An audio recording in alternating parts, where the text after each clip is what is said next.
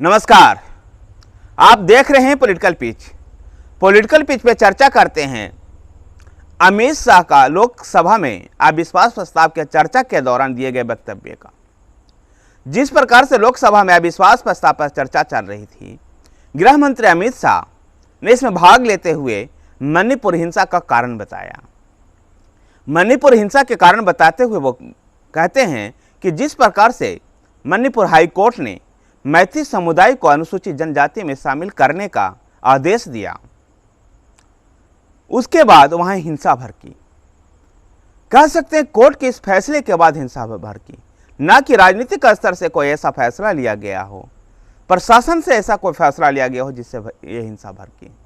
Court इस विषय पर राज्य सरकार और तमाम जो बोर्ड से हैं अनुसूचित जनजाति के लिए, जो राष्ट्रीय स्तर पर जो आयोग है, उसकी भी उन्होंने नहीं सुनी और कोर्ट ने एक तरफा जो आदेश पारित किया, उस आदेश के बाद मणिपुर में हिंसा भड़क गई। मणिपुर की हिंसा भड़कने का एक बड़ा कारण म्यांमार को भी बताया। जिस प्रकार से म्यांमार में सैनिक शासक आया है, सैनिक शासक के आ जाने के बाद वहाँ पर जो कुकीज लोग जो आंदोलन चला रहे थे, उस आंदोलन में वहाँ शक्ति बरती गई और वो लोग म्यांमार बॉर्डर पार करके नागालैंड, मिजोरम और मणिपुर के जंगलों में आकर के बस गए और इससे डेमोग्राफी भी चेंज हो रही थी। इस डेमोग्राफी को चेंज होने के कारण मैतेई समुदाय ने आंदोलन किया और जब हाईकोर्ट का फैसला आया तो उसके बाद दोनों समुदाय आमने सामने आ गया और जिससे यहाँ संघर्ष हुआ। मणिपुर में हिंसा हो रही है जिसको कोई नकार नहीं सकता है, लेकिन हमें इस पर राजनीति नहीं करनी चाहिए। कांग्रेस अपने पूर्ववर्ती कांग्रेस सरकारों का और हवाला देते हुए कहा कि अगर इंडिया और म्यांमार के उस बॉर्डर पर फेंसिंग का कार्य हो जाता, तारबंदी का काम हो जाता, तो संभवतः वहाँ से कुकीज लोग नहीं आते, वहाँ म्यांमार से घुसपैठिए नहीं आते और जिससे डेमोग्राफी चेंज होने का खतरा नहीं महसूस होता। लेकिन हमारी सरकार वहाँ पर लगातार तारबंदी का काम कर रही है। अमित शाह मणिपुर हिंसा के वाजिब कारणों का इशारा करते हुए कहते हैं कि जो अंतिम जो आदेश था, ये एक विवादास्पद आदेश था और एक तरफा आदेश था मणिपुर हाईकोर्ट का। उस हाईकोर्ट के इस फैसले के बाद विवाद बदला।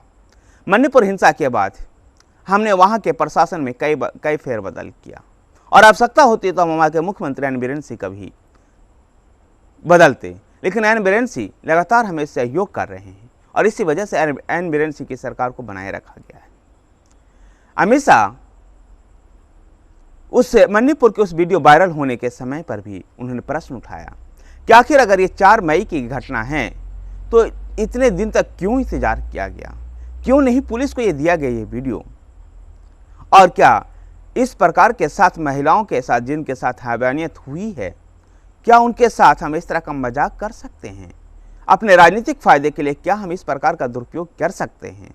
इस पर भी संदेह है और पार्लियामेंट्री सेशन के शुरू होने से ठीक पहले इस तरह का वीडियो को वायरल करना ना तो राजनीतिक दृष्टिकोण से अच्छा है और ना ही उस महिला के सम्मान के दृष्टिकोण से अच्छा है जिसके साथ की हैवानियत हुई है।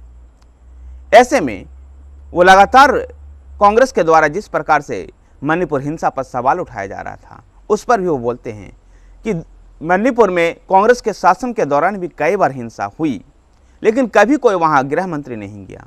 मैं खुद वहाँ 3 दिन रह करके आया हूँ और राज्य गृह मंत्री नित्यानंद राय वहाँ 23 दिन रह करके आए हैं।